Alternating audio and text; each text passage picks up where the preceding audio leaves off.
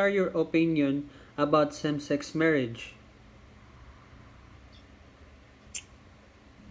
The okay, my opinion regarding sex marriage sa akin. In the context of Philippines, where in fact most population ng country natin as Catholic, it is not allowed. Although, in my personal opinion, okay lang sa akin, no? What is important is happy yung dalawa, yung couple, whatever their gender identity, whatever their sex, is it okay for me, no? Walang problema sa akin. What is very important is that they are happy. So, ganun lang yung ano doon, no? Whatever it is they have, ang importante, happy sila. So, no question at all. But, when it comes to legalization, actually, in the context of the Philippines, is hindi siya legal. So, yun lang yung sa akin. Walang problema sa akin when it comes to the same-sex marriage. Although, pa siya out sa Philippine setting. So if ever na gusto niyo magpakasal ng partner mo, you can go abroad, like for example in Canada and the United States of America and some countries in Europe, in European countries. So allowed yun sa kanila, pero sa atin hindi. So yun lang yung opinion ko regarding the same-sex marriage. Okay, next question. So, thank you for that answer.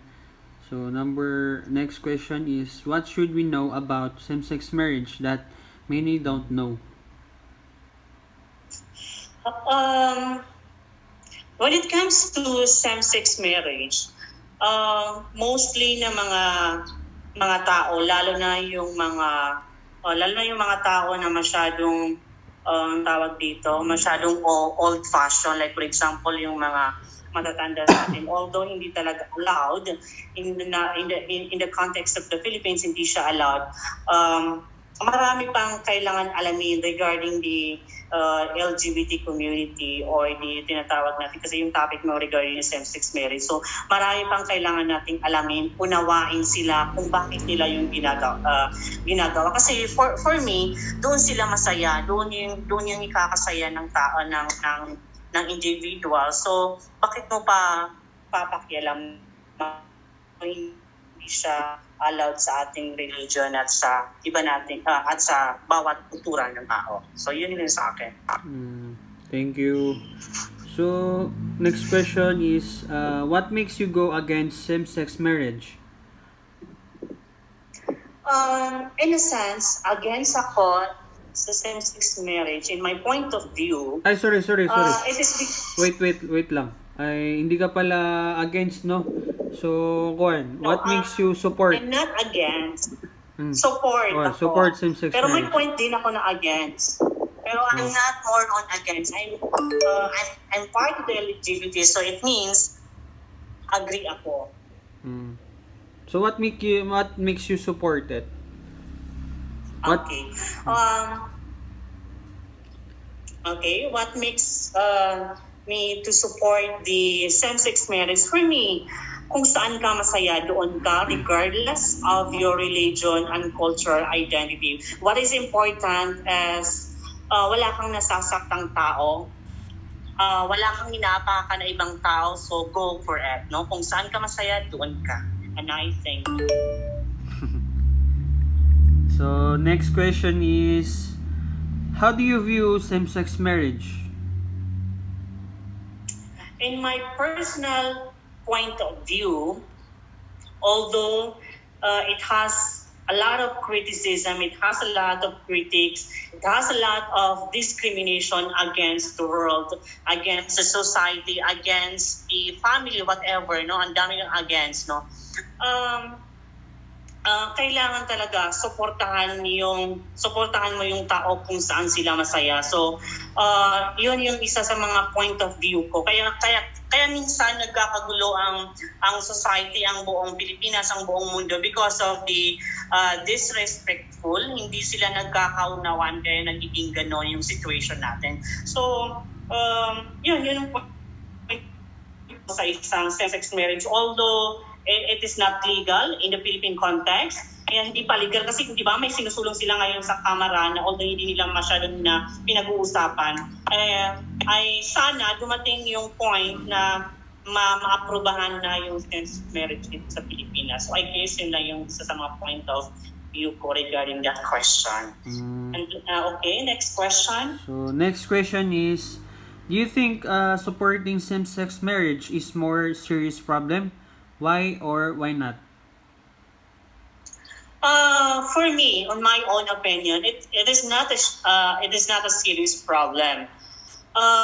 Kailangan lang ng suporta regarding sa LGBT community para mabigyan sila ng lugar dito sa ano natin sa society natin dito sa Philippine setting, no. Hindi naman siguro siya masyadong serious kasi di ba nowadays transgender, even the Congress, mayroon nang nanalo na Congresswoman na isa sa mga transgender part siya ng LGBT na nanalo sa Kongreso. So ibig sabihin hindi gaano siya kaseryoso kasi paunti-unti nagkakaroon, ibig sabihin nagiging educate na yung mga tao in a sense na nagkakaroon na sila ng idea, parang nagiging, although it is not equal, hindi equal yung treatment o pagdating sa LGBT community, lalo na yung mga transgender. So I think hindi siya gaano ka-serious na pag-usapan. Kailangan lang bigyan ng time para mapag-usapan yung case na ganyan. So I think yun lang yung statement ko regarding that question. Thank you for that answer. So next question is, so we've had a lot of changes in the past. What's so wrong about an evolution to same-sex marriage?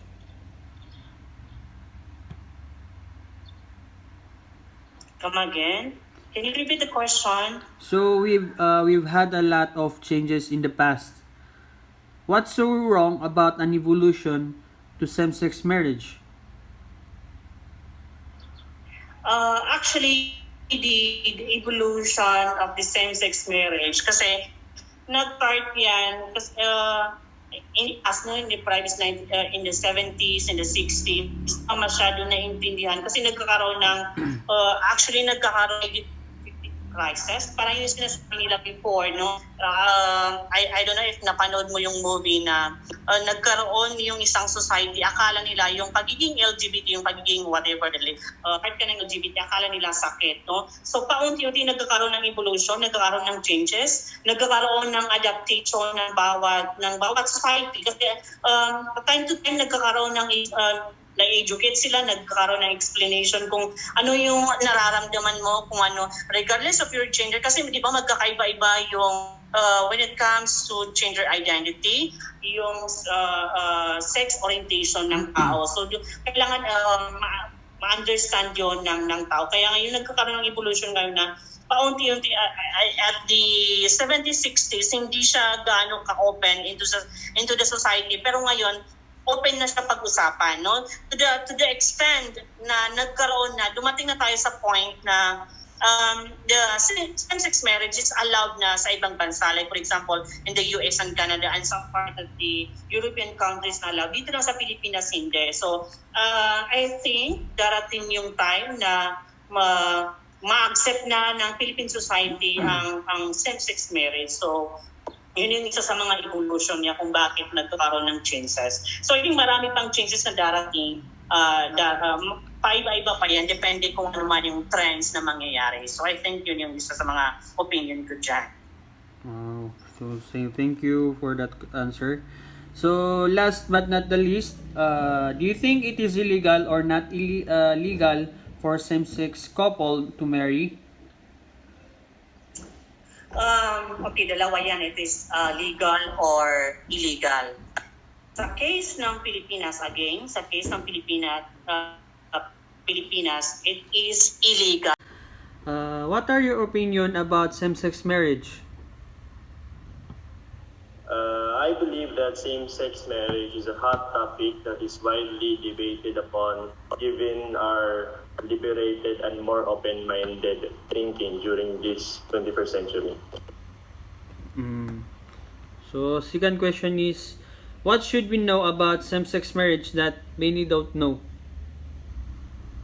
there's a lot of things that one should know about same-sex marriage, such as out of the 1,170 societies recorded in a specific atlas, it is said that marriage between one man and one woman is common in all types of things.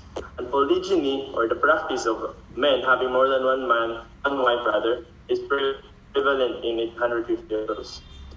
And also, there is a very specific or very popular Roman emperor, which is Emperor Nero. Nero was in same-sex marriages, or he was involved in two same-sex marriages. One, he was participating in it as a bride, and the other one he participated in it as a groom.